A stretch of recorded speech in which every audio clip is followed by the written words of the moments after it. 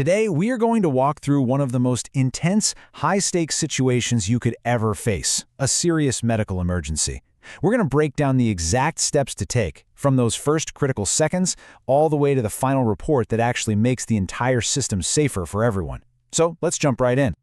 Okay, just picture it. You're on site. Someone is unresponsive, they're not breathing, all your training is kicking in. But so is the adrenaline, right? Your mind is racing with a dozen things you need to do. But what is the absolute, non-negotiable, very first action you have to take? This. It's that simple. It's not a trick question. Before you do anything else, you call 000.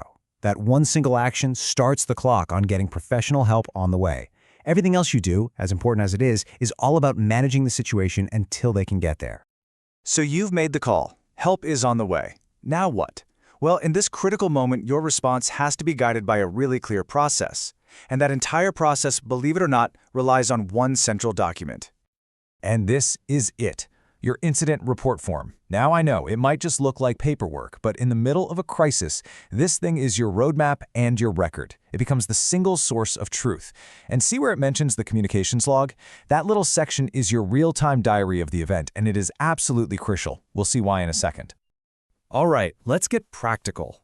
Let's talk about the first 5 minutes. This isn't theory. This is a clear, step-by-step protocol for what you need to be doing on the ground right now. Okay, so let's walk through this. Step 1. Check for danger. You can't help anyone if you become a casualty yourself, so make sure the scene is safe. Step 2. We've covered it, but it's that important. Call 000. Step 3. If you're trained, you begin DRS ABCD. Now, while you're doing that, Step 4 is to get more help on site. Yell for a colleague, ask them to grab the first aid kit, tell them to go meet the ambulance. Step 5, a quick, simple call to your incident lead. And finally, Step 6, you, or that colleague who's helping, must start that communications log immediately. And this really explains why that log is so important. Let's be honest, in a crisis, your memory is not a reliable witness. It's just not. You might forget the exact time you made a call or what the dispatcher said. This log isn't just you taking notes. It becomes the official, undisputed timeline of the event. It protects you, it protects the participant, and it tells the true story.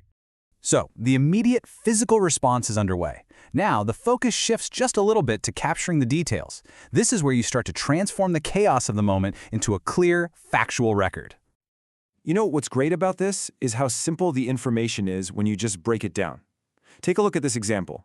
It's just the facts, right? Date, time, location, a really clear description of what happened, and then a quick summary of the immediate actions taken. See? This isn't about writing a long essay, it's just about clear, concise data. And here's that communications log in action. It's basically a story, told minute by minute. At 12:14, the call to 000. Just 1 minute later, the call to the incident lead. A couple of minutes after that, the family is notified. It creates this precise minute-by-minute account that proves a professional and timely response was underway. Okay, deep breath. The ambulance has left. The immediate crisis is over, but your responsibilities are not. Now we move into this really crucial phase of formal notifications and starting to think about what this incident means for the future. So that incident form has a few checkboxes for notifications, and it is vital to know which ones to tick. Was an ambulance called? Well, yeah, tick that box. Does the incident count as reportable to the NDIS Commission? You know, like a serious injury or hospital admission. Then you have to tick that one. And what about the police? Only if a criminal act is suspected. This isn't automatic for a medical event. And look, here's the golden rule. If you are ever unsure, don't guess. Escalate immediately to your incident lead. Notifying the participant's family is, of course, a huge priority. And here's the best practice. Send a clear, factual SMS first, then follow it up with a phone call. And, you guessed it, you've got to record both of those actions in your communications log. Now, this incident doesn't just end when the form is filed. It immediately becomes a learning opportunity. The risk identified here was a potential delay in recognizing a cardiac arrest. So look at the controls they proposed. They're specific, they're actionable, and they're time-bound. Mandatory CPR refreshers, checking equipment, updating specific plans. This is how one single incident makes everyone safer tomorrow. And that brings us to the final, and maybe the most important part of the process, closing the loop. Sometimes, even when you do everything by the book, you might get some feedback or even a complaint, and that's not a problem. That is an opportunity. So let's say this complaint comes in. The family felt there was a delay. Now, your first reaction might be to get defensive, right? But the professional reaction is to treat this as incredibly valuable data. This complaint becomes the trigger for a formal, structured investigation. And that investigation isn't random. It follows a clear plan. First, you acknowledge the complaint promptly. Then, you review all that internal documentation you so carefully created, especially that communications log.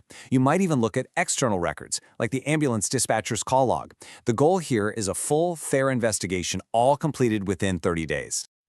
And here we see the final, tangible outcome. The investigation leads to real corrective actions. Maybe it's some refresher training. Maybe it's updating a checklist to make it even clearer.